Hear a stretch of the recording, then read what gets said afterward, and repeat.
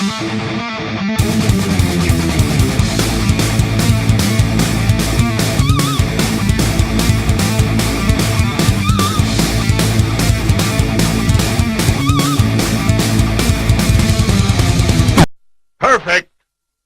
What's up, people? It's Goblin. Welcome to Geek Assault. Today's topic, Goblin Slayer Episode 2. Let's get it.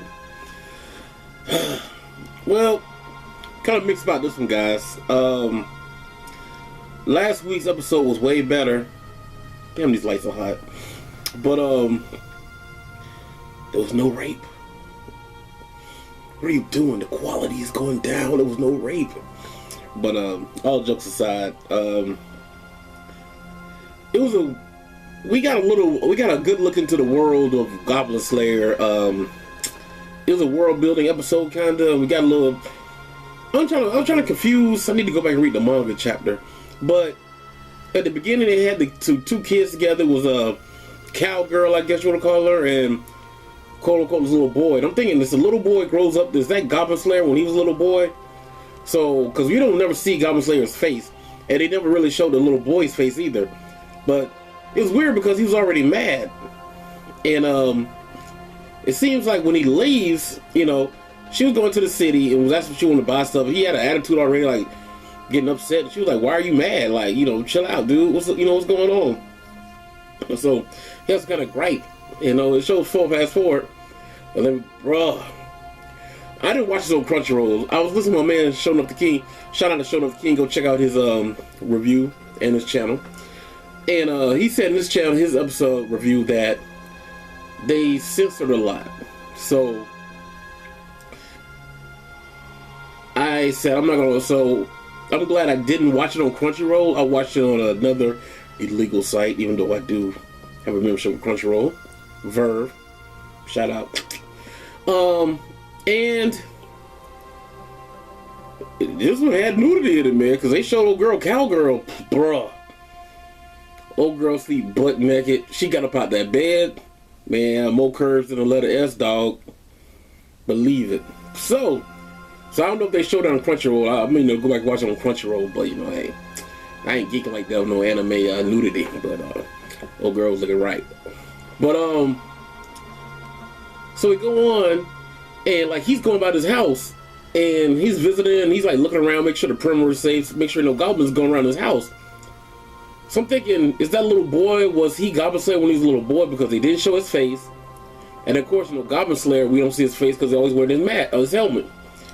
So I'm thinking if they're somewhat the same age, because even now in the future, the quote unquote cowgirl, whatever her name is, she looks still pretty young, like maybe mid to late teens. So is Goblin Slayer, the little boy, the little boy in the past looked like he might be older, but not much older, so maybe it was Goblin Slayer. I'm not sure. And she's there with her uncle, and uncle owns a farm and all this stuff, and she still works on the farm and feeds breakfast, which is cool. But we saw another dynamic of how this world works. You know, of course, you know, they showed the tiers of the silver, porcelain, and all that stuff, and the higher rank you get, the more precious the metal you get to wear, to say you're an accomplished adventurer. And we saw that people look down on Goblin Slayer because he only hunts goblins, and they like looking for big game because like people want to hunt like dragons and stuff like that. So now we introduced that there's more creatures in this world or whatever besides just goblins. So you got more than one thing to worry about. So maybe later on in the series we're gonna see him having to fight other things besides goblins, and how he'd be able to fare against them, because we learned that his family was killed by goblins, and the sister, I think his sister was killed and raped, I'm not sure. But, so, he practiced up on just being a master at hunting goblins. So what's going to happen when he faces another creature that isn't a goblin? Is he going to run from it? Is he going to attack it? Will he have the skills to kill this creature? So we're going to know later on. I hope we'll find out later on in the anime. So that was cool. And the people that was like, they were messing with him. They were like, yo, who's this dude? You know, his armor's cheap. You know, they were looking down on dude. They told him, oh, he only hunts goblins. You know, they was like, they down on my man. But he kept his pride, you know, like, yo, it is what it is. And so there's a big goblin. This guy, once somebody, of course, hires an adventurer, we saw. And he goes to you know, Goblin said like, you know, I'll take the job. You know, I'll go hunt the goblins, do whatever, you know. So he goes and hunts down the goblins. And it's weird because they had like instead of being underground like in the first episode, in a cave or whatever it was, these have had these massive structure. It was like damn near like a castle. And he set it on fire, man. I mean, he was shooting flaming bow and arrows, setting the thing on fire. And the goblins trying to run out, so we found out that the priestess chick, his sidekick, she learns a new spell. So now she can set up force fields. And she pretty much made a force field in the castle so the goblins couldn't come out. So they just burnt to death inside of the castle. So then after that, he said, you know, take down the barrier. I'm going to go in and just slaughter the rest of them, you know. And, which is crazy. Yeah, it was brutal. It wasn't as brutal as the first episode, not by far. It wasn't as dark. But we got a lot of more into the world of Goblin Slayer in this one, and how things work and how people look upon him, and which is cool. And we also see that the little cowgirl is waiting for him to come back because he was gone for a while hunting these goblins for this guy that he took the job for. And even her uncle was telling him like, look, you know, pretty much he's lost. You know, he's been done damaged so psychologically, pretty much, that even though you look up to him, he's your friend and all this stuff, but he's never going to be right because he's, for what he's seen and what he went through. And so she still not gave up on him yet. So she still waits for him. He finally comes back and she's happy and everything, which was cool. But another thing I saw was that you look at one of the panels when it was night and she was sitting on the porch waiting.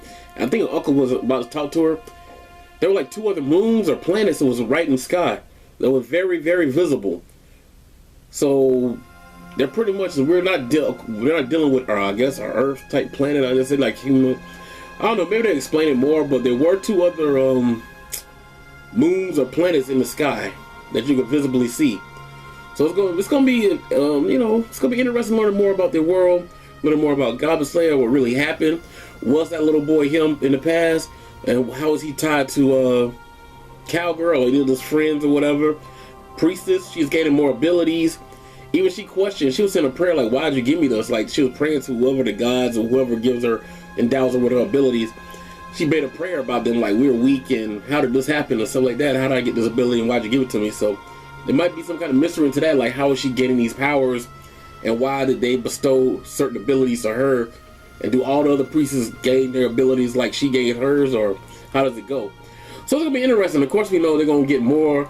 If you watch the intro and the outro, there's gonna be more people entering their little guild, because right now there's only 2 people. So I'm pretty sure the next episode they're probably gonna pick up somebody else the way they're kind of leaning toward, because they're looking for this other guy, which I can't think of his name, start with the O, but sorry for being unprepared.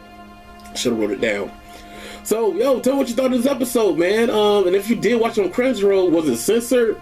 Did it have that nude scene with Cowgirl getting out of bed this morning? Like I said, bruh, old girl looking nice, especially with that red hair, red pinkish hair. But yo, old girl stacked. And I don't know how much they censored it. It was bloodshed. And like I said, it wasn't as gory as first episode. Of course, no rapes this time. And I'm probably gonna go back and read the manga.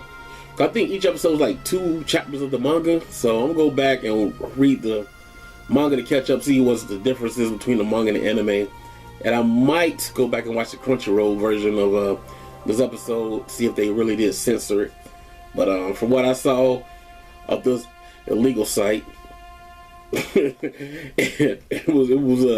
did have some nudity in it, you know. But yeah. So Mr. Guru, welcome to the Geek Assault channel. Thank you for stopping by. This is your one-stop shop for all your geek culture needs. Follow your boy on social media, and I'm out. Peace. Perfect.